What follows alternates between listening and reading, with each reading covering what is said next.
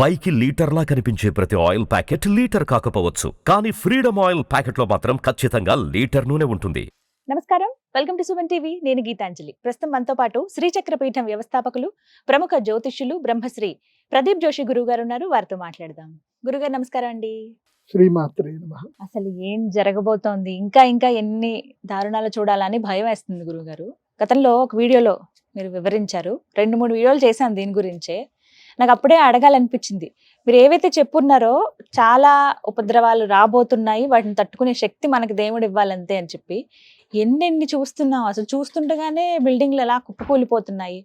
అంటే దాదాపుగా టూరిజం మీదే ఆధారపడ్డ దేశాలు కొన్ని ప్రాంతాలు అలా అయిపోతే నిజంగా బాధ అనిపించింది. కానీ ఈ ఎఫెక్ట్ ఇంకెక్కడి వరకు ఉంటుందా, ఈ షడ్గ్రహ కూటమి ఎఫెక్ట్ అని అనిపిస్తోందండి. ఇంకా ఎలాంటివి చూడబోతున్నాం? శ్రీ గురుభ్యో నమః. శ్రీమాత్రే నమః. నాకు ఇప్పటికీ బాగా గుర్తుంది, ఆ రోజు మీ కళ్ళలో ఫియర్ కూడా, భయం కాబోతుందండి, షష్టగ్రహ కూటమి వస్తుంది, ఎలా షడ్గ్రహ ఉంటుంది? కూటమి ఎలా ఉండబోతుంది, భయం వేస్తుందని మీరు అన్నారు. ఆ రోజు కింద నేను కామెంట్ చదివా, చాలా మంది మీరు కావాలని భయపడుతున్నారు, అనవసరంగా అన్నారు భయపడుతున్నారు, గురువు గారు. మీరు లేనిపోని అన్ని కల్లబులు సృష్టిస్తున్నారు అన్నారు. ఏం జరిగింది? 29వ తారీఖు షడ్గ్రహ కూటమి, 28వ తారీఖు భయంకరమైన భూకంపం వచ్చింది. థాయిలాండ్ లో భూకంపం వచ్చింది, మయన్మార్ లో భూకంపం వచ్చింది. ద నెక్స్ట్ డే మళ్ళీ 30వ తారీఖు 31వ తారీఖు జపాన్ లో కూడా నిన్న భూకంపం వచ్చింది. నేను ఆల్రెడీ చెప్పాను, గ్రహణానికి 3 రోజుల ముందు 3 రోజుల తర్వాత ఈ 7 రోజులు ఉంటుంది. 7 రోజుల్లో తప్పకుండా భూకంపాలు వస్తాయి, విపత్తులు వస్తాయని చెప్పాను. అట్లాగే అమెరికాలో కూడా భూకంపం వచ్చింది. సో ఒక గ్రహస్థితి ఒకటి జరుగుతుంది అని అంటే ఒక అరిష్టం అని సూచిస్తుందని జ్యోతిష్యం. ఇది భయపెట్టడం కాదు, రియలైజ్ చేసుకోవడమే. ఇది జరగబోతుందని తెలిసి నువ్వు జాగ్రత్త పడ్డావు. ఇప్పుడు దీనివల్ల ఒక మేలు కూడా జరుగుతుంది. దీనివల్ల కొన్ని మేలు జరుగుతాయి, కొన్ని నష్టాలు జరుగుతాయి. మేలు ఏంటండి? ఇప్పుడు జపాన్లో హిరోషిమా నాగసాకి పెద్ద అణుబాంబు పడింది. అణుబాంబు పడకన్నా మునుపు జపాన్ నథింగ్, ఒక చిన్న పేద దేశం. కానీ అణుబాంబు పడ్డ తర్వాత ఇప్పుడు ఆ దేశం ప్రపంచంలో నంబర్ 2 రెండో స్థానంలో ఉంది. జీడిపి స్థానంలో నంబర్ 3 అమెరికా, చైనా, తర్వాత జపాన్ 3వ స్థానంలో ఉంది. ఎకనామికల్ క్యాపిటల్ ఎంత అద్భుతంగా ఎదిగింది. మళ్ళీ తీరా చూస్తే జనాభా లెక్కలు కూడా, నిజంగా చెప్పాలంటే జనాభా లెక్కలు చాలా తక్కువ జనాభా, కానీ జపాన్ ఎట్లా ఎదిగింది? ఒక విపత్తు వచ్చిన తర్వాత రియలైజ్ అయ్యారు. అట్లాగే వస్తాయి కష్టాలు, వస్తాయి కష్టాల నుంచి మనిషి సరికొత్తగా తేరుకుంటాడు. విపత్తులు జరుగుతాయి, విపత్తులు జరగాల్సిందే, జరుగుతాయి. సో అది నెగటివ్ పాజిటివ్ అనేది కాదు, అది ప్రాసెస్, అది యూనివర్సల్ న్యాచురల్ ప్రాసెస్. ఇప్పుడు మనకు కూడా జ్వరం వస్తుంది, మనం ఎప్పుడు ఆరోగ్యంగా ఉంటామా? ఉండం కదా. మనకు కూడా అప్పుడప్పుడు జ్వరం వస్తుంది, మనం అప్పుడప్పుడు అలసిపోతాం. మనకు తెలియకుండానే మన శరీరంలో మన కన్ను అదురుతుంది, చేతి కూడా అదురుతుంది, ఒకసారి భుజాలు ఇట్లా అదురుతాయి మనకు తెలియకుండానే. ఎందుకు జరుగుతుంది అని అంటే అది ప్రాసెస్, న్యాచురల్ ప్రాసెస్. అట్లాగే భూమి కూడా కంపించడం అనేది న్యాచురల్ ప్రాసెస్ అది. సో చాలా మంది ఏమనుకుంటారు అంటే టెక్టానిక్ ప్లేట్లు గెలినాయి అనుకుంటారు. టెక్టానిక్ ప్లేట్లు కాదు అది. ఆ రహస్యం ఎవరికి తెలియదు, ఎన్నిసార్లు చెప్పినా ఎవరికి వినట్ల. మరి నీకు టెక్టానిక్ ప్లేట్లు కదులుతాయి, ఎప్పుడు పడితే అప్పుడు కదలాలి కదా. పౌర్ణమికి అమావాస్యకి ఎందుకు కదలాలి? పౌర్ణమికి అమావాస్యకి ఎందుకు కదులుతుంది? మరి కదిలితే ఎప్పుడు కదలాలి కదా. లాజిక్ ఏంది? అది కూడా గ్రహణం వచ్చినప్పుడు ఎందుకు వస్తున్నాయి సూర్యగ్రహణాలు? ప్రతిసారి గ్రహణం రావాలి, భూకంపం వస్తుంది. నేను ఇప్పటికీ మొత్తం కూడా గూగుల్లో, వికీపీడియాలో కొట్టా, earthquakes on the Richter scale more than 6. ఇది దాని ఏమంటారు, సిస్మిక్ కాస్ట్, దాని మీద రిక్టర్ స్కేల్ పైన 6 కైనా ఎక్కువగా ఉన్నటువంటి భూకంపాలు అయింది లిస్ట్ కొట్టా. అన్ని డేట్లు నేను పంచాంగంలో కొట్టా, క్యాలెండర్లో కొట్టి చూసా. పంచాంగం ప్రకారం చూస్తే ప్రతిదీ అమావాస్య లేదా పౌర్ణమి తర్వాత 3 రోజుల ముందు, 3 రోజుల తర్వాత ఏ భూకంపం అయినా. తర్వాత ఇంకోటి ఏంది, గ్రహకూటమి వచ్చినప్పుడే. ఇంకోటి ప్లేగ్ వ్యాధి ఎప్పుడు వచ్చింది, తర్వాత ఆర్థిక ఇబ్బందులు. ఇప్పుడు లాస్ట్ టైం కూడా ఇట్లాగే ఆర్థిక ఇబ్బందులు వచ్చాయి. 1998లో ఆర్థిక మాంద్యం ఏర్పడింది, 2008లో ఆర్థిక మాంద్యం ఏర్పడింది. శనిగ్రహం ఎప్పుడైతే మీనరాశి లోపలికి ఎంటర్ అయ్యాడో ఆర్థిక మాంద్యం రావడము, బంగారం ధర పెరగడం, ఇవే జరిగాయి. శని మీన రాశి లోపలికి ఎంటర్ అవ్వగానే. నా దగ్గర ప్రూఫ్స్ ఉన్నాయి, మన దగ్గర మొత్తం మేమంతా రీసెర్చ్ చేసి పెడతాం. ప్రదీప్ జోషి ఏదైనా చెప్పాడు అంటే అది చాలా రీసెర్చ్ చేసిన తర్వాతనే చెప్తాడు. ప్రదీప్ జోషి చెప్పిన తర్వాతనే నా వీడియోలన్నీ చూసుకొని రాసుకొని మిగతా వాళ్ళందరూ చేసుకుంటారు. అది మేము చూస్తూనే ఉన్నాం. అందుకే నేను ఈసారి ఉగాది రాశి ఫలాలు నిదానంగా ఉగాదికే ఇచ్చా. ముందు ఉగాదికి ముందు ఇస్తే అందరు నాకు రాసుకొని ముందు చెప్తున్నారు. కాబట్టి నేను చెప్పేది ఏంటంటే ప్రకృతి తన పని తాను చేసుకుంటూ వెళ్తుంది. మనుషులు మీరు చేయవలసిన జాగ్రత్తలు ఏంటో చెప్తాను.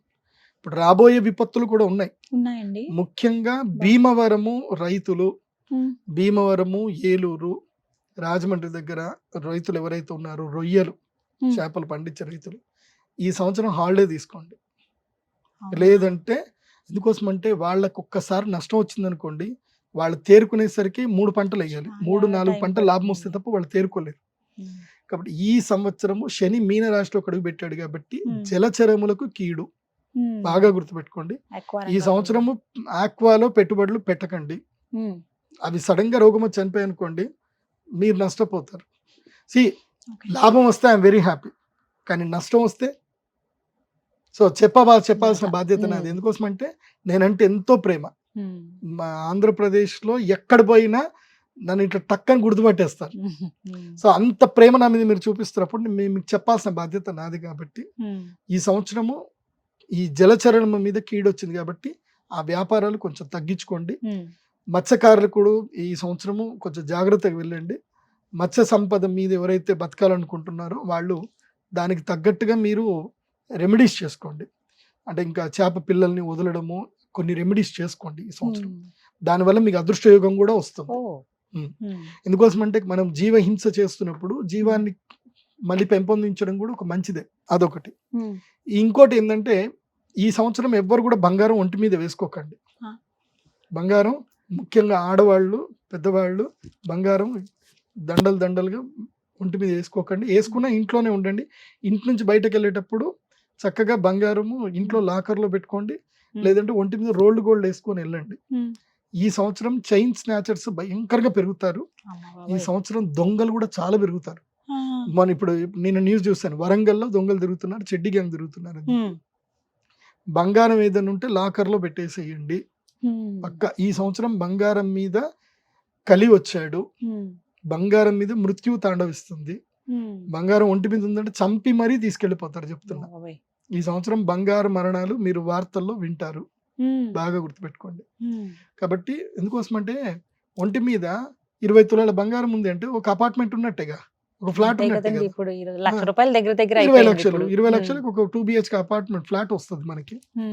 అదే 30 తులాలు ఉంది అనుకోండి 30 లక్షలు. 40 తులాలు ఉంటే 50 గ్రాములు ఉంటే ఇంకా అంతే. ఇంకా సో సరే 50 తులాలు. కాబట్టి ఒంటి మీద బంగారం ఎక్కువగా ధరించకండి. మన వాళ్ళకి బాగా ఇది అదేదో ప్రెస్టీజ్ ఇష్యూ అనుకుంటారు. ప్రెస్టీజ్ లేవు, ఏం లేవు. ఓకే, మీ యొక్క గుణాన్ని బట్టి, మీ యొక్క వర్చస్సు బట్టి, మీ విద్యను బట్టి మీ గౌరవం ఇవ్వాలి. కానీ మీరు వేసుకున్న ఒంటి మీద బంగారంతో మీరు నడిపిస్తున్న కార్లతోటో మీకు గౌరవం అవన్నీ ఇస్తా అంటే అది ఉత్తిత్తి. నాకు మొన్న ఎవరో అన్నారు, పలానా ఆయన పోర్షే కార్ నడిపిస్తున్నాడు, ఆయన ఆస్ట్రాలజరు, మీరు కూడా ఒక పోర్షే కార్ కొనుక్కోండి. నేను అన్నా, నేను ఆ పోర్షే కార్ మెయింటైన్ చేయడానికి కొన్ని అబద్ధాలు చెప్పాల్సి వస్తుంది. నా జీవితంలో నేను అబద్ధం చెప్పను. నాకున్న నా కార్జాలు దాని మెయింటెనెన్స్ చేసుకోవడానికి నేను వేలు ఖర్చు పెట్టాలి. అవి ఎందుకు నాకు జనాలు చూపించుకోవడానికి. ప్రదీప్ జోషి అంటే విద్య, నా విద్యను చూసి రావాలి. నా కార్లు, నా మెయింటెనెన్స్లు, నేను ఒక ఇదేదో ఫామ్ హౌస్ చూపించుకొని అది వస్తే దానికి నా గొప్పతనం ఏముంది? నా అమ్మవారి గుడి చూసిరండి నా దగ్గరికి. నేను కట్టిన గుడి చూడండి, నేను చేస్తున్న విద్య చూడండి, నా మంత్రబలం చూడండి, రండి. సో మీరు కూడా అంతే, మీ శక్తి, మీ మంత్రం, మీ మంచితనం అట్లా మిమ్మల్ని మీ గౌరవం ఇవ్వాలి. కానీ మీ ఒంటి మీద బంగారము, మీ ఇంటికి వేసుకునే డిజైన్లో దీంతో రాకూడదు. అండ్ నేను అందరికీ చెప్తున్నా ఏంటంటే మళ్ళీ ఒకసారి కాకి సినిమా చూడండి. కార్తీ సినిమా, కాకి సినిమా ఉంది కదా, మళ్ళీ 2 సార్లు చూడండి. ఈ సంవత్సరం అది వస్తుంది. ఈ సంవత్సరం ఉంది. ఎందుకోసం అంటే మనకి ఉగాది ఫలాల్లోనే చెప్పారు, బాగుంది. అది కాకుండా ఈ సంవత్సరము స్టాక్ మార్కెట్లో ఇప్పుడు మే 15 వరకు స్టాక్ మార్కెట్ దారుణంగా ఉంటుంది. కానీ మే 15 తర్వాత ఒక్కసారి అందరు కోటీశ్వర్లు అయిపోతారు. పెట్టుబడి పెట్టచ్చండి. మెయిన్గా HNI బ్లూ చిప్ కంపెనీస్ ఉంటాయి, టాప్ 100 బ్లూ చిప్ కంపెనీస్ ఉంటాయి. అందులోపల అంటే ఇది టిప్ అనుకోండి, బట్ నా అడ్వైస్ మాత్రం 100% కాదు. మీరు మీ యొక్క విచక్షణ వాడుకొని తీసుకోండి. హెచ్డిఎఫ్సి బ్యాంకు స్టాక్ చాలా లోగా పడుతుంది, ఐసిఐసిఐ బ్యాంకు స్టాక్ లో పడుతుంది. అట్లాగే ఇంకొన్ని మంచి బ్యాంక్స్ ఉన్నాయి. బ్యాంకింగ్ స్టాక్స్ ఎప్పటికైనా నిలుస్తాయి, పడిపోవు. పేటిఎం అప్పుడు అందరు పోయింది అనుకున్నారు. పేటిఎం దారుణంగా పడిపోయింది, కానీ ఇప్పుడు మళ్ళీ లేచింది. అప్పుడు ఎవడైనా సరే పేటిఎంలో ₹1,00,00,000 పెట్టుంటే ఇవాళ 10 కోట్లు వాళ్ళకి. సో ఇలాంటి స్టాక్స్ ఉంటాయి. ఇప్పుడు పడిపోవడం మంచే. సో ఇప్పుడు ఎంట్రీ అవ్వాల్సిన టైం మే 15 లోపల, మే 1వ తారీఖు నుంచి 15 తారీఖు లోపల స్టాక్స్ మంచిగా చూసుకొని ఏవైతే 52 వీక్స్ లోబడ్డ స్టాక్స్ లోపలికి వాటి కంపెనీకి సంబంధించిన అసెట్స్, క్రెడిట్స్ అన్ని కూడా చూసుకొని ఎంట్రీ అవ్వండి. ఈ సంవత్సరం మీరు 1 కోటి పెట్టారు అనుకోండి, మీ ఐటీఆర్ని కరెక్ట్ ఉండి మీరు 1 కోటి పెడితే 10 కోట్లు సంపాదించుకుంటారు. 10 టైమ్స్ వస్తాయి, లాభాలు అయితే వస్తాయి. కాకపోతే అకార్డింగ్ టు మీ యొక్క విచక్షణను బట్టి మీ యొక్క ఫైనాన్షియల్ ప్లాన్, ఫైనాన్షియల్ అడ్వైజర్ తీసుకొని వెళ్ళండి. కానీ మాత్రం మళ్ళీ స్టాక్ అయితే భయంకరంగా లేస్తుంది. అండ్ వన్ మోర్, ఇంకోటి కూడా, భాగ్యనగరము, విజయవాడ ప్రాంతంలో, విశాఖపట్నంలో ప్రాంతం నుండి భూమి కొనుగోలు చేసిన ఆశావహులకు చెప్తున్నాను, బెంగళూరు వాళ్ళకి కూడా, భారతదేశంకి రాబోయే కాలంలో భారతదేశం ఇంకొక 6 months తర్వాత మేక్ ఇన్ ఇండియా స్టార్ట్ అవ్వబోతుంది. భారతదేశంలో భయంకరమైన పెట్టుబడులు వస్తాయి. ఇంకా రైతులు ఈ 6 నెలల పాటు భూములు అమ్ముకోకండి, నా మాట వినండి. అమ్మొద్దు.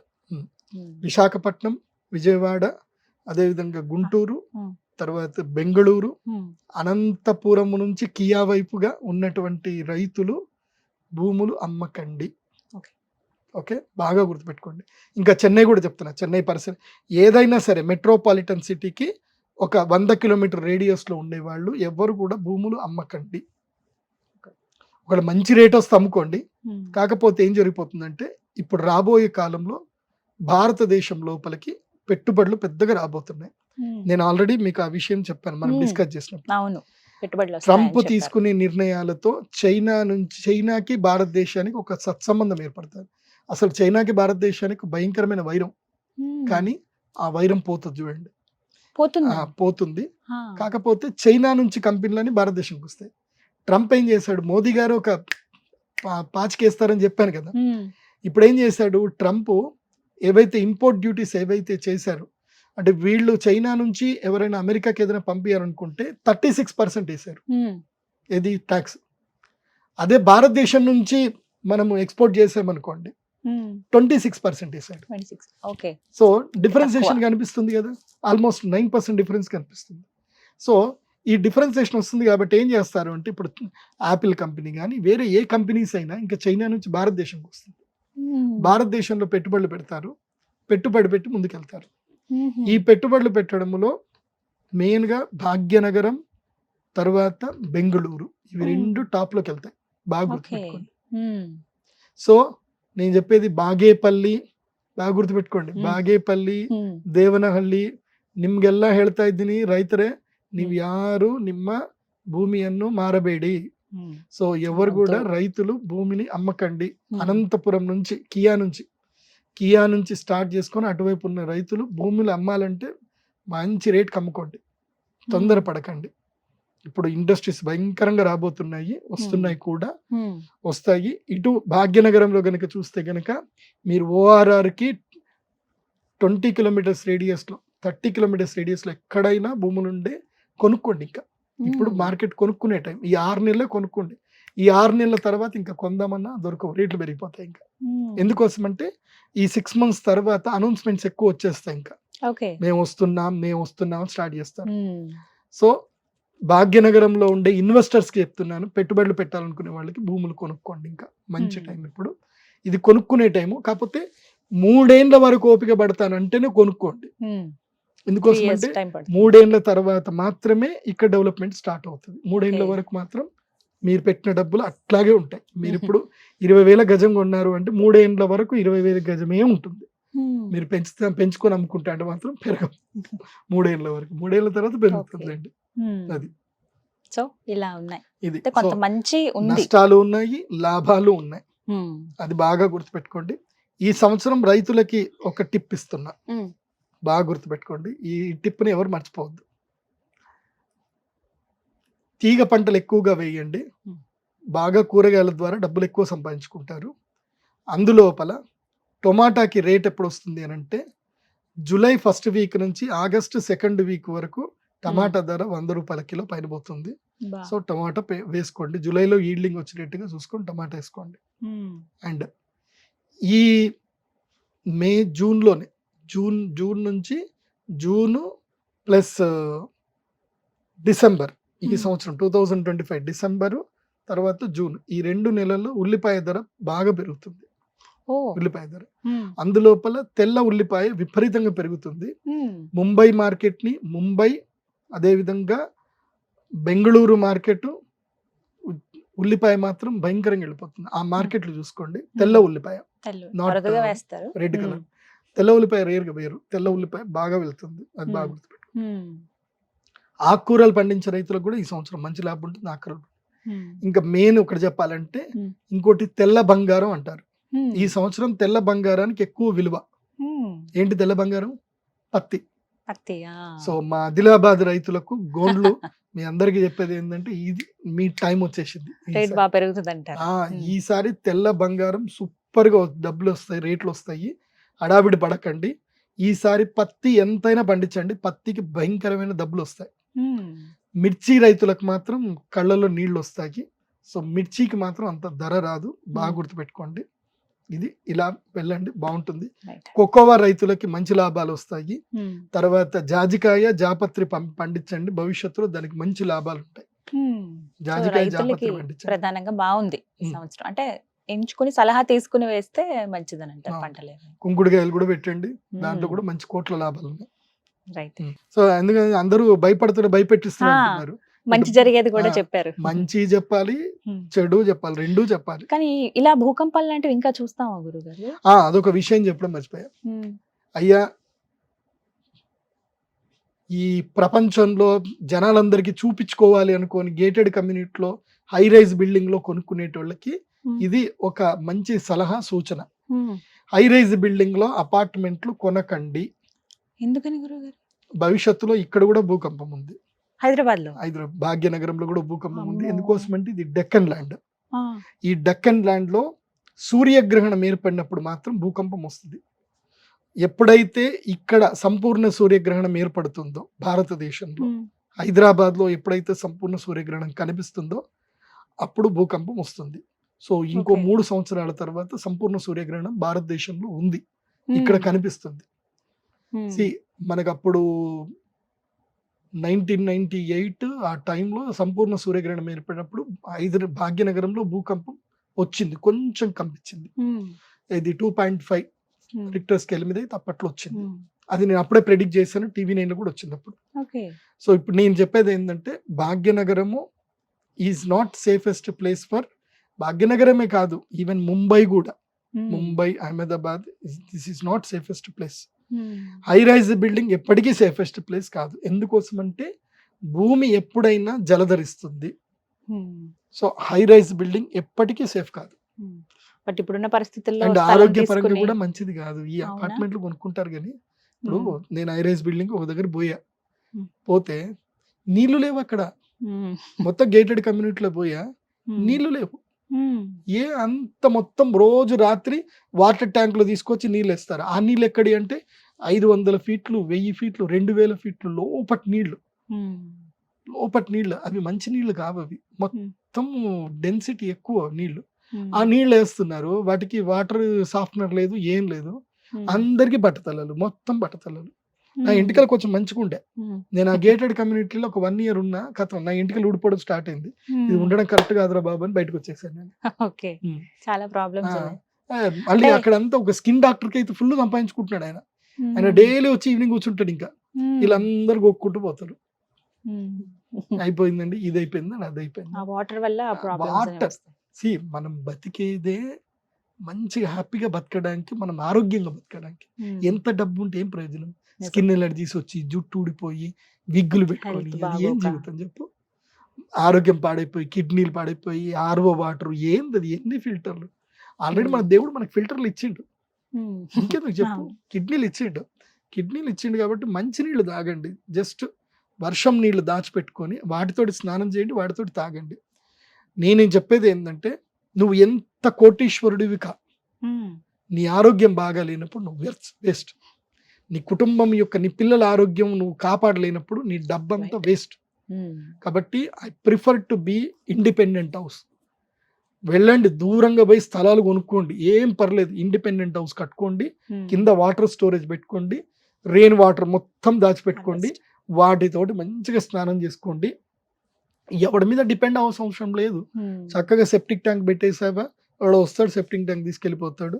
చక్కగా వర్షం నీళ్లు దాచిపెట్టుకున్నావా, స్నానం చేసావా, స్నానం చేసిన నీళ్లు కాస్త నీ యొక్క దీంట్లో పెరట్లోకి పోయేటట్టు చూసుకో.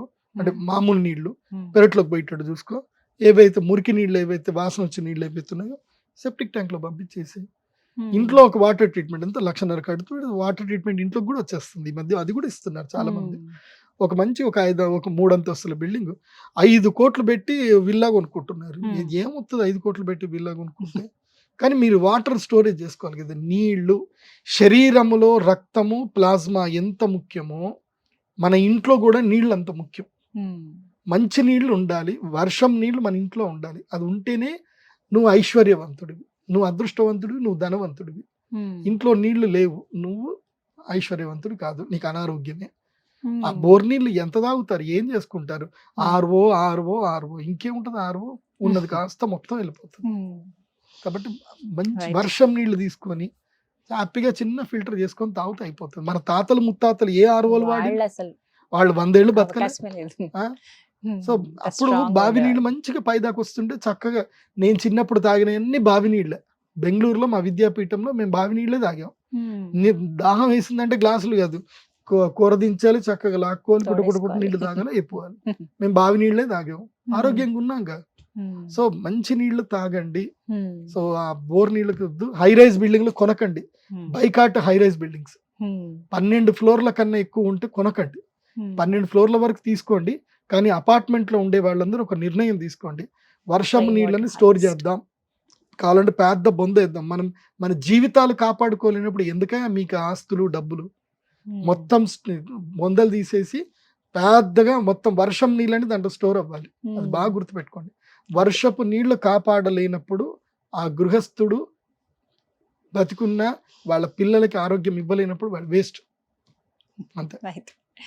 ఇది ఒక సూచనగా భావిస్తూ గవర్నమెంట్ కూడా ఒక జీవో తీసుకురావాలి. జీవో తీసుకొచ్చి చాలా మందికి అలవాటు అయింది, చేసుకోండి, పైకి స్టోర్ చేసుకొని వర్షం నీళ్ళు వాడండి అని అందరు నిర్ణయం తీసుకోండి. వర్షం దేవుడు అయితే మనకు నీళ్ళు ఇస్తున్నాడు, దేవుడిని ఎప్పుడు ఇవ్వడేమనొద్దు. వర్షాలు పడట్లేదు, వర్షం నీళ్ళు మనం సద్వినియోగం చేసుకోవట్లేదు. చాలా మంది కొద్ది అవేర్నెస్ వచ్చిందండి, ఇంకా రావాలి. రైట్ గురుగారు, నమస్కారం. శ్రీమాత.